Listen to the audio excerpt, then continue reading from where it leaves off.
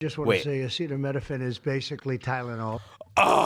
36 minutes and 51 seconds. He didn't know he was talking about Tylenol when he was talking about acetaminophen. I have so many friends with autistic children. It's a tough situation. Weird flex. Oh, let's see what was announced. Can't be good, can't be smart. So I've been waiting for this meeting for 20 years, actually. And it's not that everything's 100% understood or known, but I think we've made a lot of strides. Wish it was done a long time ago. Today, we're delighted to be joined by America's top medical and public health professionals as we announce historic steps to confront the crisis of autism. Horrible, horrible. Okay, before we dive in, let's just set a couple ground rules here, everybody. We all know that it's not like people with autism are like, medically damaged and need to be cured. Okay. I want to thank the man who brought this issue to the forefront of American politics along with me.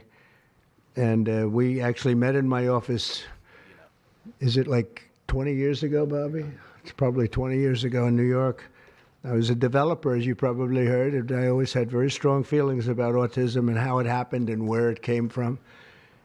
And he and I don't know, the word got out, and I wouldn't say that people were very understanding of where we were, but it's turning out that we understood a lot more than a lot of people who studied it, we think.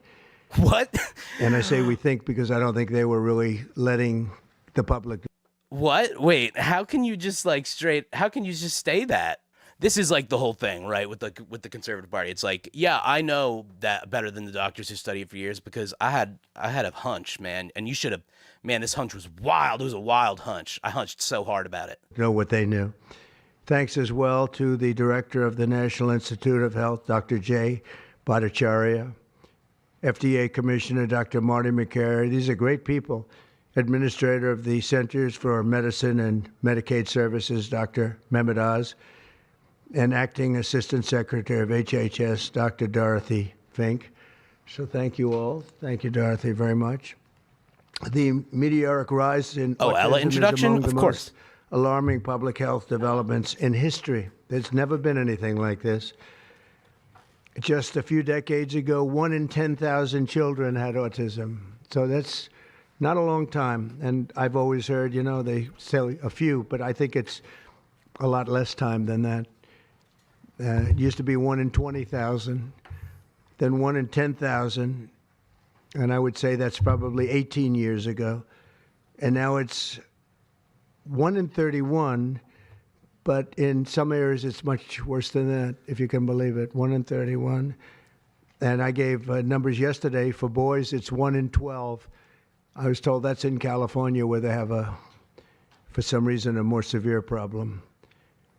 But whether it's 1 in 12 or 1 in 31, can you imagine? That's down from 1 in 20,000, then 1 in 10,000. All right, can I just say, while he's on the ramble here, okay? 12. This man cannot ramble like he used to, all right? There's really no redeeming Trump qualities at all, but he used to at least keep shit spicy and interesting. Now, holy shit, dude. He's lost some of that, he's lost a little bit of that razzle-dazzle. Instead of attacking those who ask questions, everyone should be grateful for those who are trying to get the answers to this complex situation.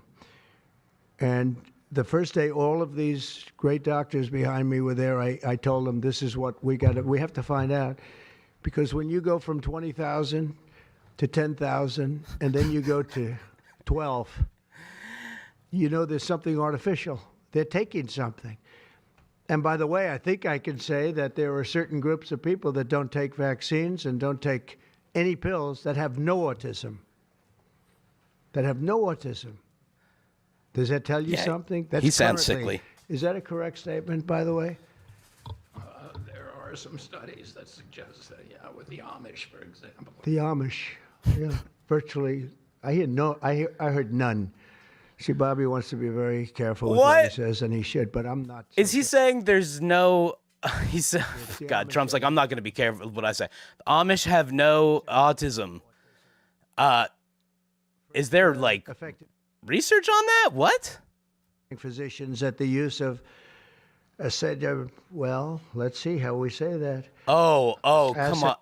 Yo, he He can't say acetaminophen. He can't say acetaminophen. Acetaminophen. Is that okay?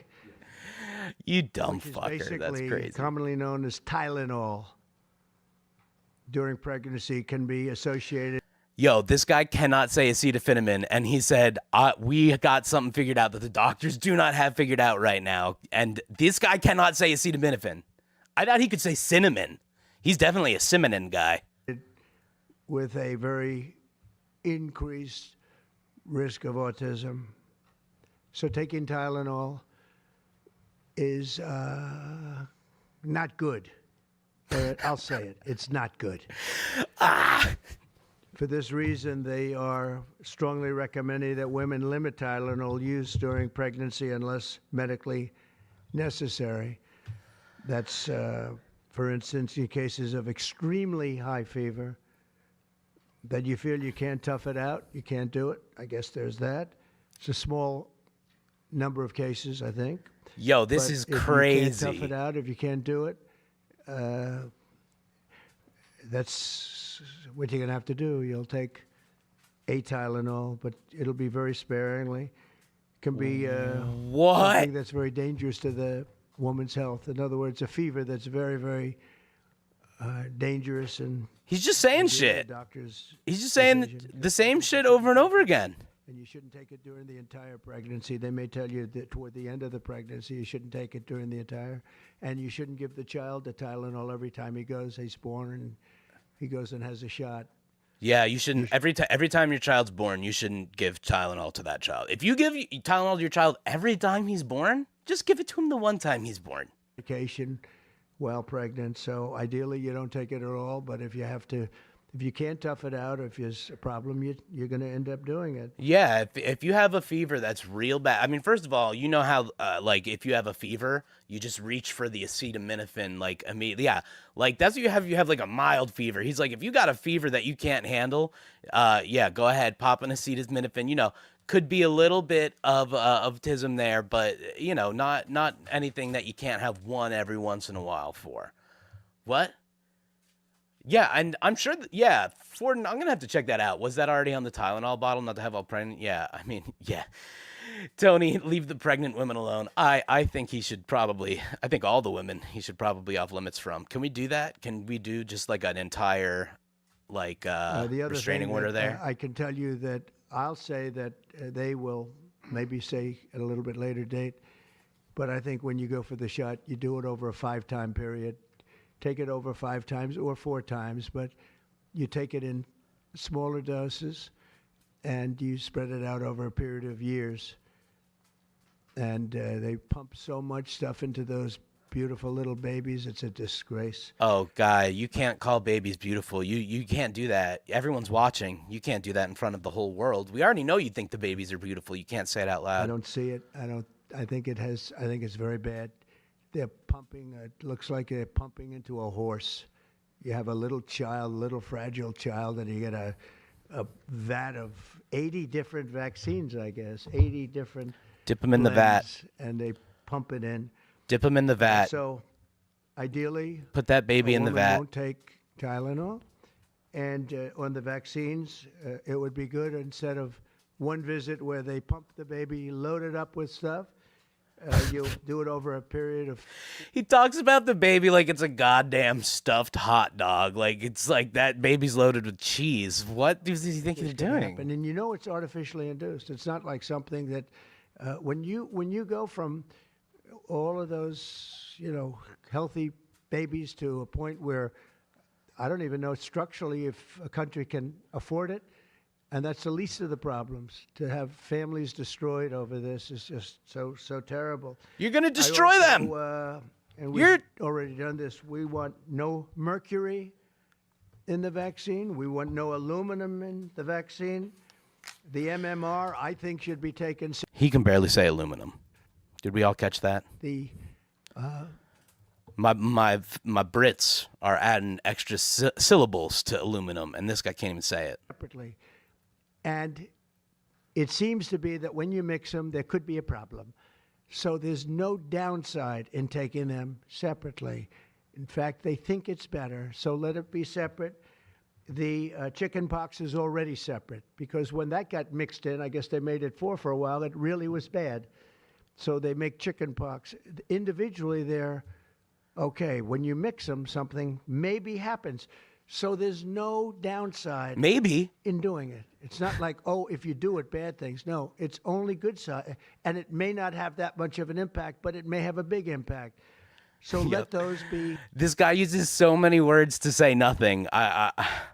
Is sexually Wait, transmitted hepatitis B. separately. And then hepatitis B is sexually transmitted. There's no reason to give a baby that's almost just born hepatitis B. So I would say wait till the baby is 12 years old and formed and take hepatitis B.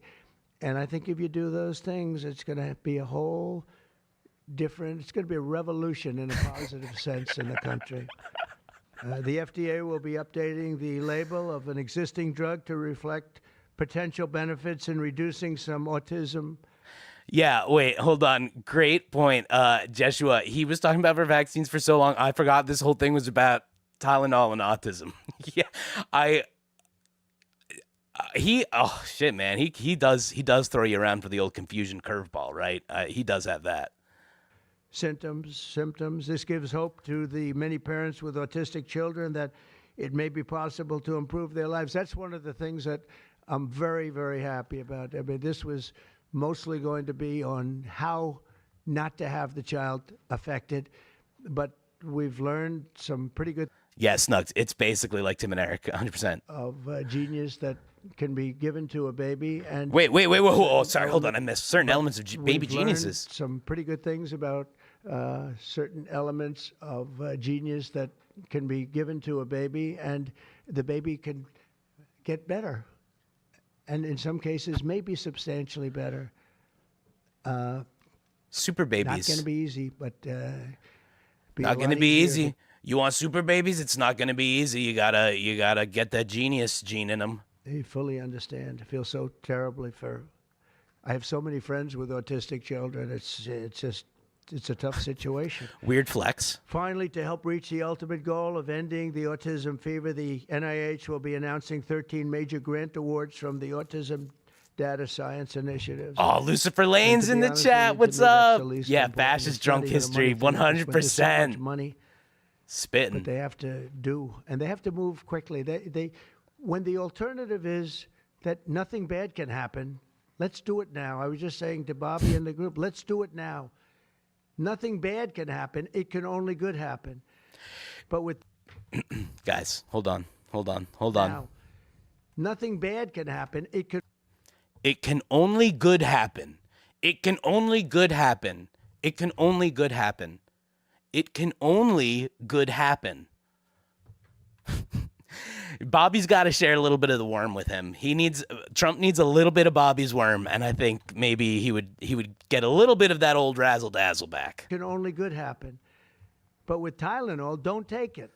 Don't take it. And if you can't live, if your fever is so bad, you have to take one, because there's no alternative to that.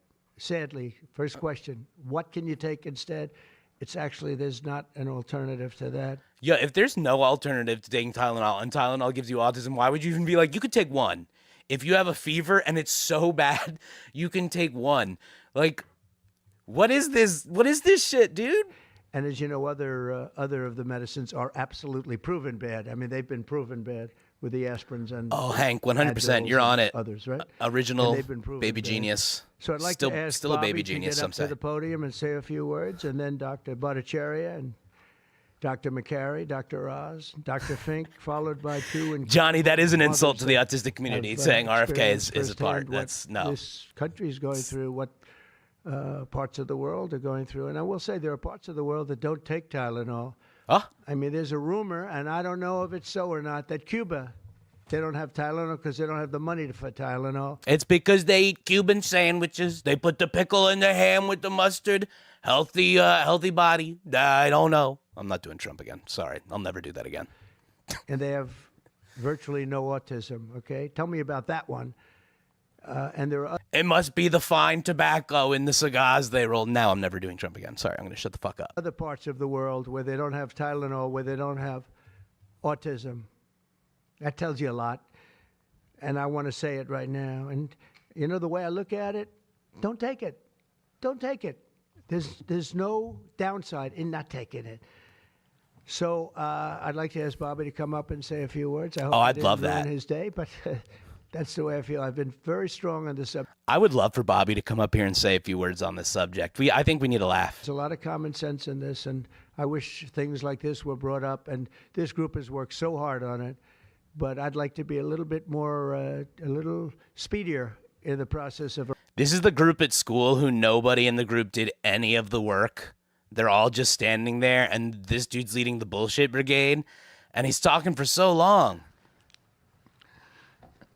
To meet the president's challenge, I ordered HHS to launch an unprecedented all-agency effort to identify all causes of autism, including toxic and pharmaceutical exposures. At President Trump's urging, NIH, FDA, CDC, and CMS are turning over every stone to identify the etiology of the autism epidemic and how patients and parents can prevent and reverse this alarming trend. We have broken down the traditional silo. Akari, what's up? Glad to have you in the live. I'm sorry you're autistic and terrified though.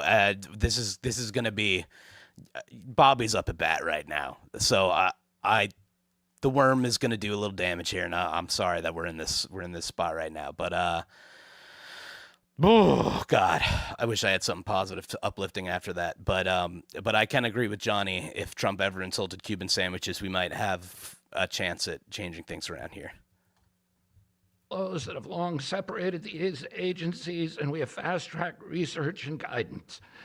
Historically, NIH has focused almost solely on politically. I'm sorry, Hank, that's hilarious. I have European autism. We get it here without the coal mining or Fox News. That's amazing. Yeah. Bubble Blazer, take your injections by VAT. Yes, we got to get in the VAT, everybody. Save an entirely fruitless research about the genetic drivers of autism. And that would be like studying the genetic drivers of lung cancer without looking at cigarettes. And that's what NIH has been doing for 20 years. As a result, we don't have an answer to this critical question, despite the cataclysmic impact of the epidemic on our nation's children. We are now replacing the institutional culture of politicized science and corruption with evidence-based medicine. NIH research teams are currently testing multiple hypotheses with no area off limits. We promise transparency as we uncover the potential causes and treatments, and we will notify the public regularly of our progress. Today, we are announcing two important findings from our autism work that are vital for parents to know as they make these decisions. Here we go. First, HHS will act on acetaminophen. The FDA is responding to clinical and laboratory studies that suggest a potential association between acetaminophen use during pregnancy and adverse neurodevelopmental outcomes, including later diagnosis for ADHD and autism. Scientists have proposed biological mechanisms linking prenatal acetaminophen exposure to altered brain development. We have also evaluated. Oh, wait a minute. Yeah. We got to interrupt RFK for a quick chat laugh because Akari, he's like Krang on TMNT. Yo, he is. He's like Krang. He's more like Krang though. Feels a little more competent. He reminds me a little more of Evil Con Carne for any of my Cartoon Network old heads there. Snug. He has the voice of a man who used a monkey paw wish to live forever, not realizing his vocal cords would age. Oh my God. Evaluated the contrary studies that show no association. Today, the FDA will issue a physician's notice about the risk of acetaminophen during pregnancy and begin the process to initiate a safety label change. Oh, thank God. HHS will launch a nationwide public service campaign to We're inform saved. families and protect public health. Oh, this is great. FDA also recognized that acetaminophen is often the only tool for fevers and pain in pregnancy, as other alternatives have well-documented adverse effects. HHS wants, therefore, to encourage clinicians to exercise their best judgment in the use of acetaminophen for fevers and pain in pregnancy by prescribing the lowest effective dose for the shortest necessary duration and only when treatment is required. Furthermore, thanks to the politicization of science. This is pretty much like what you already do with Tylenol. Like, you just don't take it all the time because it's not good. But what? They're just changing the label. We're having a press conference to change the label? The safety of acetaminophen against the risk of neurodevelopmental disorders in young children has never been validated. Prudent medicine, therefore, suggests caution and yeah, it is crazy that it doesn't believe in ADHD because, I mean, look at me. I can't fucking go 2 seconds without yapping over this and pausing and just blah, blah, blah. Acetaminophen use by young children especially, since strong evidence also has associated it with liver toxicity. Duh. Some studies have also found the use of acetaminophen in children can potentially prolong viral illnesses. FDA will drive new research to safeguard mothers, children, and families. In addition to a possible acetaminophen connection to autism for pregnant women, infants, and toddlers, our research has revealed that folate deficiency in a child's brain can lead to autism. A what? A folate deficiency. Okay. I will just say, first of all, is any of this information that is like true, is any of it new? Like the stuff that is actually accurate, the very limited amount of stuff? I think this is stuff we already knew. Also, just enjoy, I like watching Trump not talk and just be in the background because he he does the thing where he kind of wiggles around and he looks like his head is so empty. And sometimes I feel like I'm literally watching a man whose head is hollow and is being gently blown by like the slightest breezes and the room current. Watch him. It's kind of hypnotic. It's nice to watch. Folate deficiency in a child's brain can lead to autism. We have also identified an exciting therapy that may benefit large numbers of children who suffer from autism. Peer-reviewed literature has documented that up to 60% of folate-deficient children with ASD can have improved verbal communications if given leucovorin. I have instructed NIH, FDA, and CMS to help doctors treat children appropriately. Jay will help tell that story, which started with sound science, the kind that restores faith in government. This announcement also represents a historic collaboration between NIH, FDA, CDC, and CMS. We expect this to be the first of many announcements over the coming years that deliver actionable information to parents on underlying cause of autism and the potential paths for prevention and reversal. Finally, autism is a complex disorder with multifactorial etiology.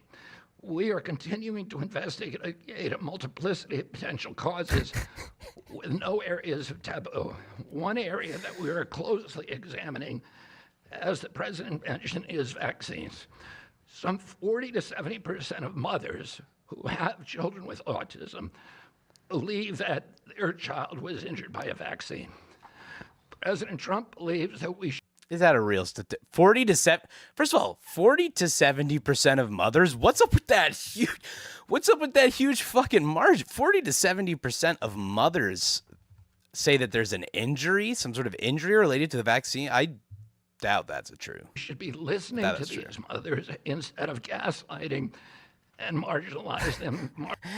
I love you guys in the chat. Kari is what plants crave. No, I think he's being blown by the wind. Falling asleep with his eyes open. Joshua. No. I'm sorry. We're talking about Donald Trump. This man, he's got strong legs. Okay, we know that for sure. He's definitely sturdy. He's stable as a table. It must be the wind. Marginalizing them like prior administrations. Some of our friends like to say that we should believe all women.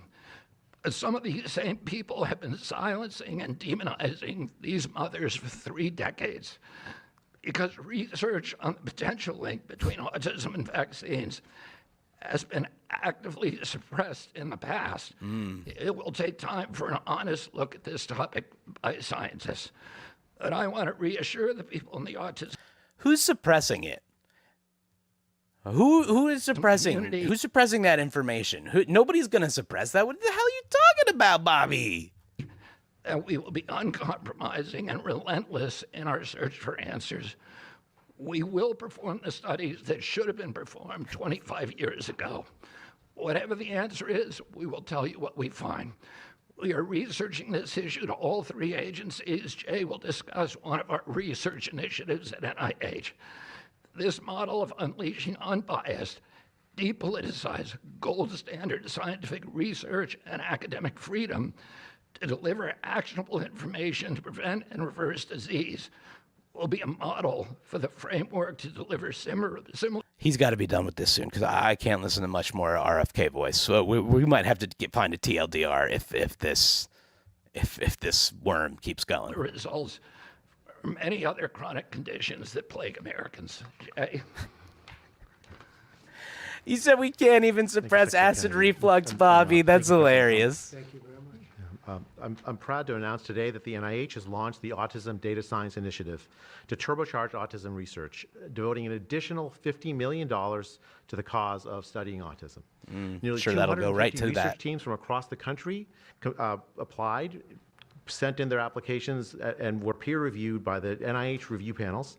The NIH peer reviewers chose the 13 best projects focused on root causes and therapies, with replication and validation studies to guarantee gold standard science. The studies feature a new kind of science called exposomics, where scientists consider environmental and medical factors, nutrition, events during pregnancy, in combination with biology and genetics to answer vital questions about autism. Science like this, conducted in partnership with families and physicians, is the best way to arrest and reverse the autism epidemic. Autism spectrum disorder encompasses a very wide range of symptoms, ranging from mild difficulties with social interactions to profoundly autistic children who experience severe disabilities in speech and behavior. Given this wide range of symptoms across the spectrum, it seems certain that there will be a wide range of biological contributors to explaining the cause. The great thing about the new NIH initiative on Yeah, so it's probably not just Tylenol. Why are we having this meeting? autism is that scientists will use This is an email, Bobby. rigorous advanced methods in causal inference, machine learning, organoids, and other fresh approaches to the problem. The sharp rise in the prevalence of autism deserves an urgent response by the scientific community. Oh, God, an RFK impression. No, I can't do it. Oh, shit. Oh, the worm is making me do the thing. I don't know. I tried. I apologize. Not to RFK, but to anybody with ears.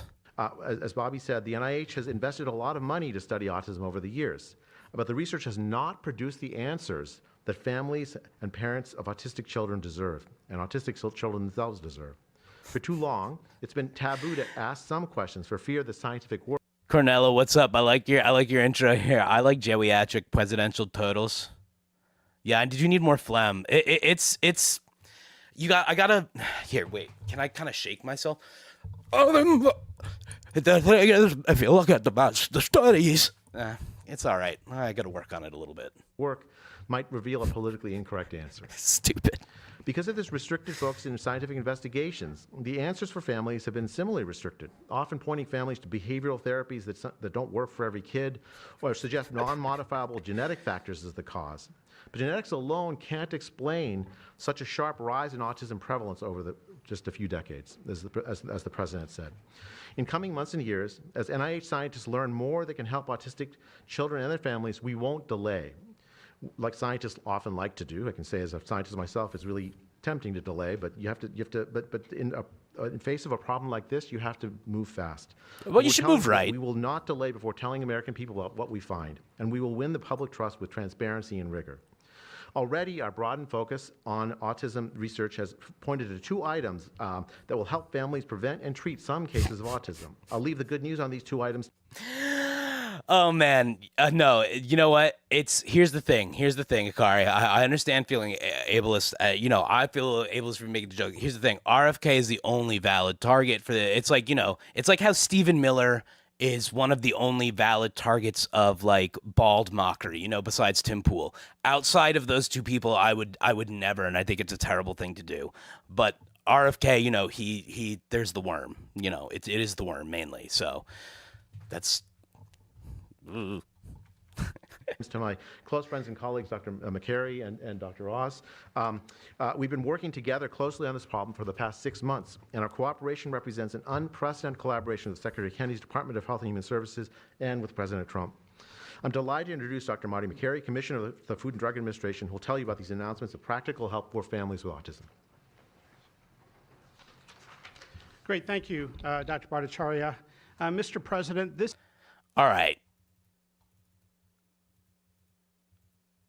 I think, okay, oh God, Donnie's coming back up. Don't What the have fuck's he doctors got to that say? take the time to really listen and find out when the change happened and what change happened. And it's just, I've been praying for this day for 9 years, and I'm so thankful to God Who the fuck's this for- crackpot? for bringing the administration into our lives. And I am just, I'm sorry, I'm speechless. you're not a This day is a crackpot. day I never thought would happen. I thought that we would never have an administration that was courageous enough to look into things that no prior administration had. So I'm just here to express my gratitude, and I am looking forward to what comes from this, and hopefully we just get more answers. So thank you. Thank you very much. Free worm. I love So I just want to say acetaminophen is basically Tylenol, essentially, because I noticed that term is used throughout this conference. So Wait. Because I noticed. Just want Wait. to say acetaminophen is basically Tylenol. 36 minutes and 51 seconds. He just figured out he didn't know he was talking about Tylenol when he was talking about acetaminophen. He doesn't know what it is. Oh my God. That's beautiful. I love that. Essentially, because I noticed that term is used throughout this conference. So it's essentially Tylenol. And I just recommend strongly that you don't use Tylenol unless it's absolutely necessary. I understand it's maybe 10% of the women that are pregnant are, would perhaps be forced to use it. And that would mean you just can't tough it out. No matter what you do, you can't tough it out. So that's up to you and your doctor. But there's a very strong recommendation, maybe stronger from me than from the group, because they're waiting for certain studies. I don't wait I for just studies. I want to say it like it is. Don't take Tylenol. That's not like Don't it is. take it. If you just can't, it's just fight like hell not to take it. There may be a point where you have to, and that you have to work out with yourself. So don't take Tylenol. Other things that we recommend, or certainly I do anyway, is, and it's so important to me to see the doctor Say 4 it. times or 5 times for a vaccine. Don't let them pump your baby up with the largest pile of stuff you've ever seen in your life going into the... Wait, so we're good with vaccines now? This motherfucker confuses me, man. So we're good with vaccines, we just want to spread them out? the delicate little body of a baby, even if it's 2 years, 3 years, 4 years, you just break it up into, I would say 5, but let's say Fight 4, like hell, 4 yeah, he's visits to getting the Crowder doctor with instead it. of 1. And certain things I think you should do. We've already taken out and are in the process of taking out mercury and aluminum now.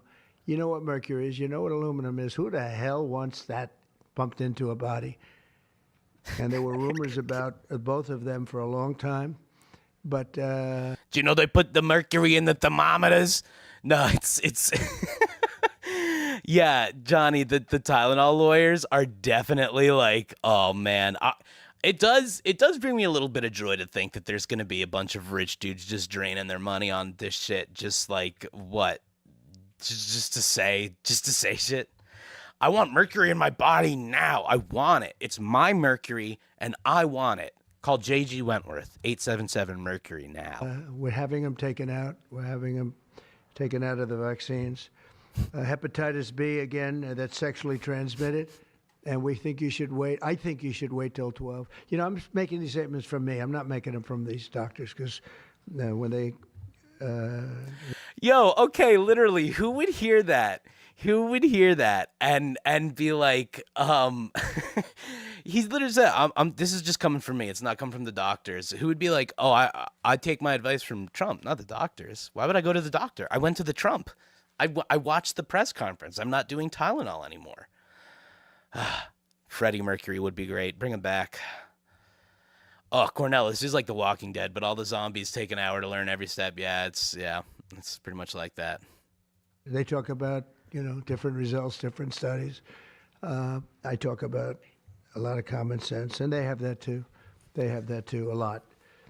But I recommend the hepatitis B. Yeah, Tony, this was just like an hour for them to just say, oh, fuck Tylenol.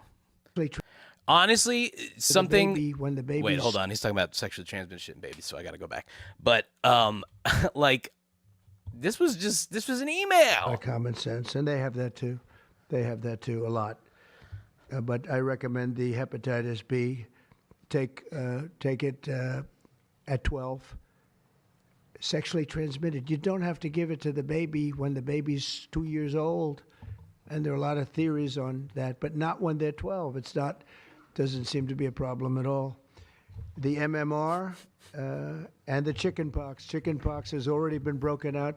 It's a singular shot, but the MMR is. You're gonna have to go back another year later. You're gonna go back.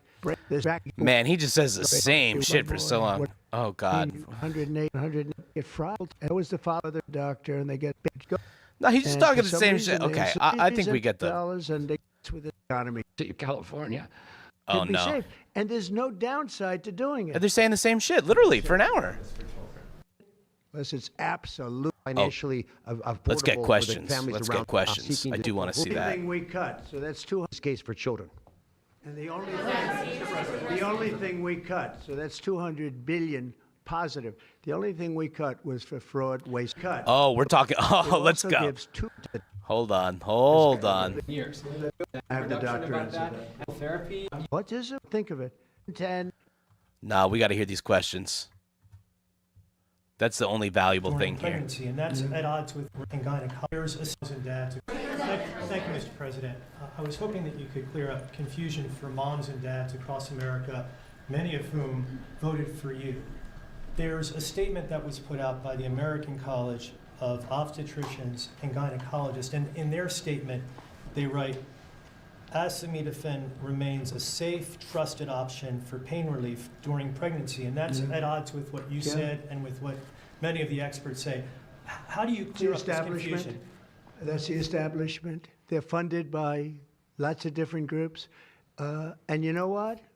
Maybe they're right. I don't think they are. Because I don't think the facts bear it out at all. No, he didn't just say that. You'd stick to your shit if you're gonna talk shit. What? If you're gonna talk shit, talk your shit. What? You just said yes. They're fighting for something that, in my opinion, they shouldn't be fighting for. But here's the thing. There's no downside to doing, other than a mother will have to, as I say, tough it out a little bit. There's no downside to doing this. It's not like, oh, if you do this, you're going to die. There's no downside. There's no downside to going over a 4-year or a 5-year period or a 3-year period, or even if you space them out for 6 months, you space it out. There's no downside. And that's why I will say the gentleman behind me, they have very strong views, and they feel that we're right, but they'll have more research done over the next 2 months. I said, well, 2 months is a long time. It's not that long. A lot of people can be saved, and there's no downside to doing it. Everything I said, there's no downside to doing it. It can only be good. And I think you're going to see very good results. That's establishment stuff, and we've been reading that about a lot of things for years. And you know what's happened? We've gone from 1 in 20,000 to 1 in 10,000 to 1 in 32 to 1 in 10. Think of it. 1 in 10 or 12 or 1 in 31. Think of it. 1 in 31 people, young kids, get autism? What is it, Jeff? My question is about leucovorin. You mentioned that as part of your plan. That is also a chemotherapy treatment. Have you been in touch with the drug companies to Why don't increase I have the production doctor about answer that? that? And I'm going to throw in my follow-up at the same time. Dr. Oz mentioned that this will be available with CHIP, children who are on CHIP. But the big beautiful bill reduced funding for CHIP and Medicaid by $1 trillion over the next 10 years. Are you concerned that that will impact your ability to get this drug I'll out? explain it to you in a second, but please go ahead. Thank you. Thank you. Leucovorin is not a chemotherapy, but it is a vitamin given with chemotherapy sometimes. And the idea here is that the folic acid receptor in the brain is blocked by some antibody response. It might be 20, 40, 50% of kids with autism.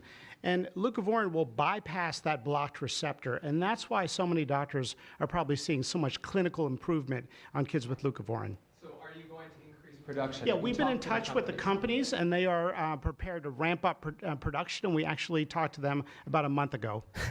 And on your second part of your Tony said, okay, Don, let's take your meds and concealer away and see how you tough it out. That's hilarious. nasty question, the number is that the great big beautiful bill, which is the greatest, I think one of the best things ever passed in the history with the tax cuts. And Greatest, biggest, and regulation most cuts beautiful. and all of the things it does.